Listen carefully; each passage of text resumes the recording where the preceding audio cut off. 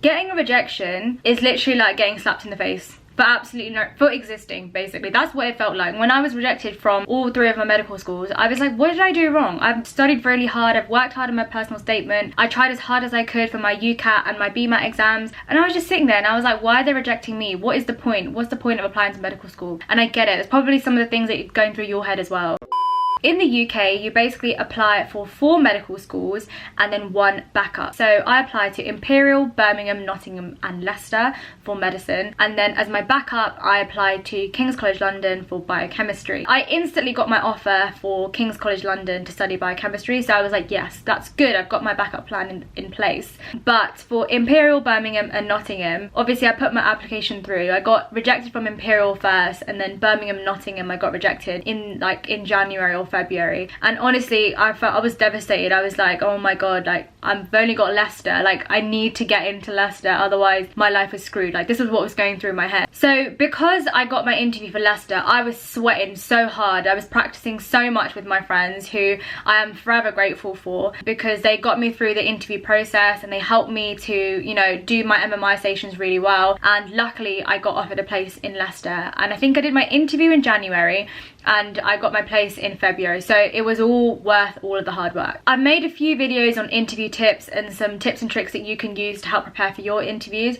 So click some of the links that are somewhere on this page. The key thing is, where did I go wrong? What was it that I did that caused me to get rejected from 3 universities? Clearly it wasn't just about the grades. It could have been my personal statement, my UCAT or my BMAT. For Imperial, I knew straight away that I was going to get rejected because for one of my sections, I think it was like the math section or something, I scored quite low, like below average. And mind you, we do the BMAT exam after we've applied to the medical school, so I kind of knew, I was like, look, didn't do very well, so maybe I'm gonna get rejected. But I did have a little bit of hope because I did really well in my essay section. Like I can't remember the score I got, but it was like one of the top scores that you could get. So I did have a bit of hope, but I think it was because my score wasn't good enough. That's probably why I got rejected. One of the other things that you could do to find out why you got rejected is by contacting the university. So you can do this via email or you can even ring them up, but the chance of them answering your phone call is probably quite small. It depends on the university. I did email all of my universities, and did they get back to me?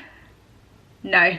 You know, I don't know why. Maybe they had a busy week or they couldn't bother to reply to my email. I sent a few because I wanted to know where I went wrong in my application, and I don't think you can get that kind of feedback from the university because they have so many, like thousands and thousands of applicants. Like, why do they care about little old Gaya? Like, really? They're not going to give me any time of their day. But like I said, I was really confused because I tactically applied, especially to Birmingham, Nottingham and Leicester, because they were more focused on the GCSEs and A-levels, and I knew that personally my UCAT wasn't as strong enough at the time. This is very variable year on year, so when you are applying, make sure you do look at what the UCAT cutoff is, what some of the GCSE and A-level requirements are, so that you can get the best possible chance to get in. Because sometimes I think it's pretty random, like they just look at your application and they're like, nah, not feeling you today. It's very, very hard to like pinpoint what universities are always looking for. I was super devastated at the time. I was like, oh my god, I'm gonna fail, I'm not gonna get into medical school, my mum and dad are gonna be so annoyed, I'm gonna be a failure to the family because I'm the oldest child, you know, this, that and the other. But after a few weeks I kind of got over it. I was like, oh,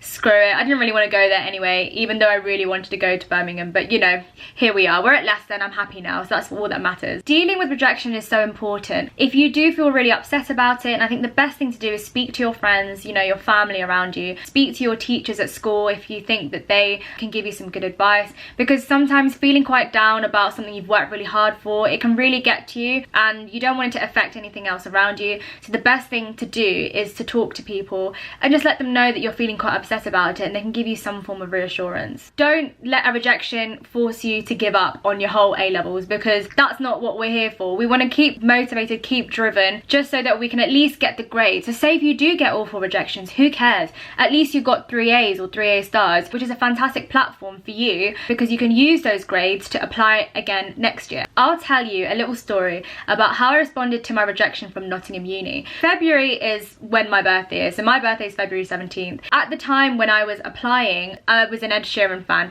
I don't know if I'm an Ed Sheeran fan anymore because I don't really like his new music, but at the time I was like obsessed over him. So I asked my mum, please can I get 2 Ed Sheeran tickets for my 18th birthday? And she was like, yeah, sure. So that day I took her card and I had a free period, so I was using like that free period to not do work but to actually buy Ed Sheeran tickets. I had one tab open with Ed Sheeran's tickets and I was about to pay, or I was in the queue to pay for the tickets, and the other tab I stupidly had my emails open, and in that hour, for some reason, I got an email from Nottingham saying, oh, by the way, you got rejected. And I was so upset and I felt so guilty that I didn't end up buying the Ed Sheeran tickets, because I was like, I felt so bad because I was rejected from a uni. I had my mum's debit card in my hand and I was like, I feel bad if I just spend £180 on tickets that I don't think I deserve. But in hindsight, who cares if you get rejected? I could have gone and seen Ed Sheeran, but now I'm sitting here like, oh, I don't even like his music anymore, but I could have seen him at the time. So my point is, it doesn't matter if you get rejected, still do the things that you enjoy. Use it as a point for you to learn from your mistakes, and you never know, you might get into the same uni in the next year. So I hope it gives you some kind of insight into what I did when I got rejected from some of my universities, and it's very, very normal, especially when you're applying to medicine or dentistry or veterinary medicine. It's very normal to get rejected from your universities, and there's loads of people who've been in your position, aka myself. Hopefully I've given a little bit of advice for those of you guys who've been rejected. It's not the end of the world. If you do get 4 rejections, keep working hard at your A-levels, because it will have a good effect in the future. As always, make sure to like, comment and subscribe. I'm really looking forward to making more videos in the new year. If you've got any burning questions, then do comment down below, because I'm more than happy to answer any concerns that you might have.